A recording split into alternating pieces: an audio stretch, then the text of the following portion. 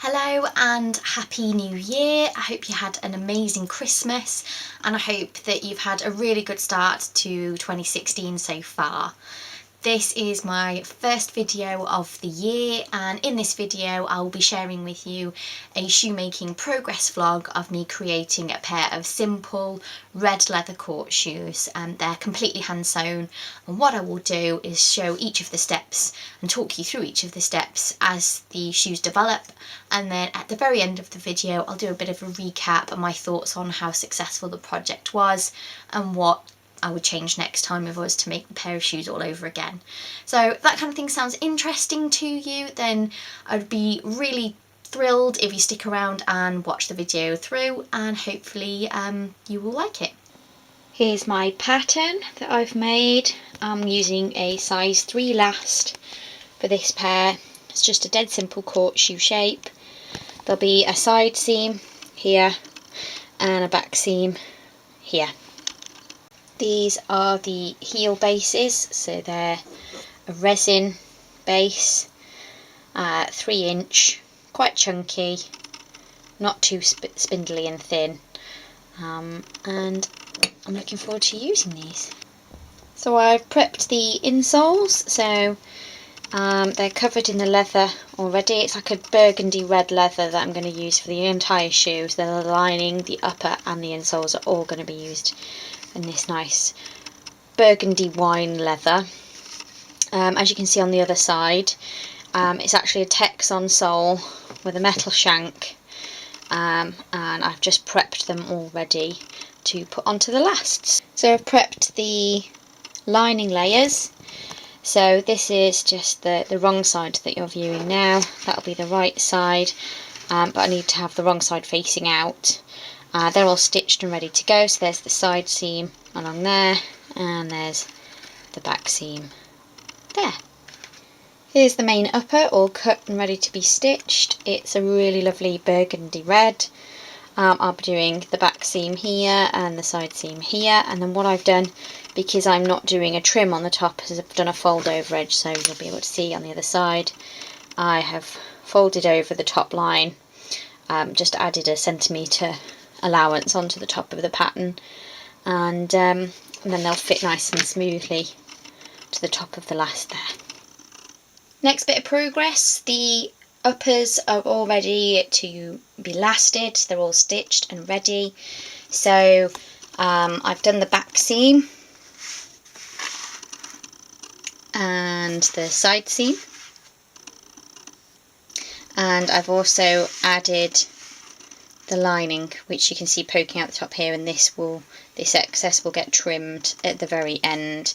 I didn't do a top line stitch to join the lining and the upper together.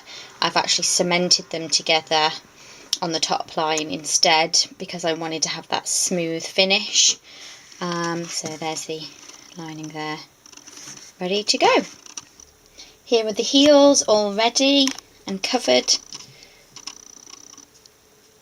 Came out pretty good. So I haven't added the caps to them yet. That's what they look like. Next progress update, I have finished lasting the shoes. Here's how they look so far. I'm quite pleased with how, particularly the toe area, how that came out this time round. And then here's the cork filler underneath.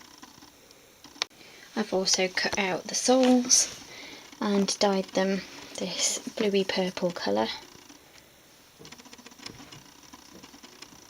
You'll see there isn't a rounded heel bit because the high heel has to be attached to the shoe, but that's how they look so far. And the caps have been added to the heels, so they're finished and just need to be attached. So all that remains now is to add on the outsoles, to drill the heels on, to trim away any excess, and then to do just a foam cushion on the heel patch where I've screwed and drilled the heels onto the shoe. So here's the final product, all lasted and ready to be worn. So that's the top and the sides. And there's the soles.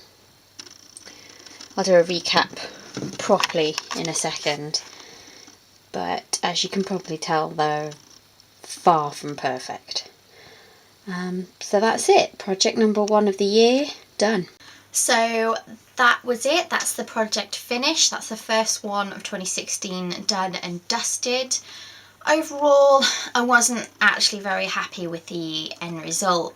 And it seemed a little bit strange to me because I was quite happy with the progress steps and how things were going until I pulled the shoes out of the lasts and saw the shape, and there was some lumps in the shape, and also I kind of felt like there was too much material. They could have been trimmed away a lot more. It's like there was too much shoe coming up too high on the foot.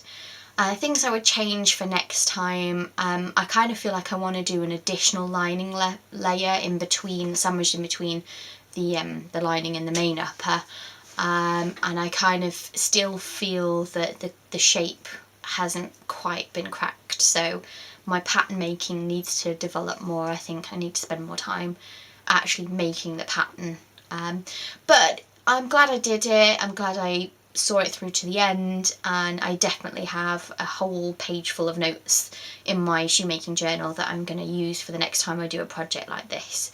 My next shoemaking project is going to be different. It's going to be a pair of gold ballerina shoes with red velvet trim. So if that sounds quite nice to you, then maybe you'll want to stay tuned. I'll be posting that in the next few weeks or so. So I really hope you enjoyed this video. If you're seeing it through all the way to the end, then thank you so much for sticking around, and hopefully I'll see you again soon. Bye!